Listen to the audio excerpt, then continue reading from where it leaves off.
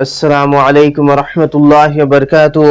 ভাইয়েন এবং বন্ধুরা, সাইটের একটা ভিডিও আছে। এই ভিডিওর মধ্যে আপনারারে আমি আল্লাহ তাআলার কুদরত দেখাইমু।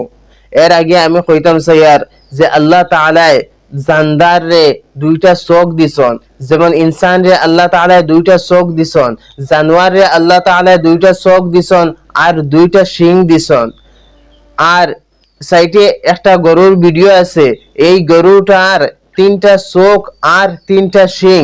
এই ভিডিওর মধ্যে আল্লাহ তাআলা কুদরত দেখিয়ে যাও, দেখো কা ভিডিওটা।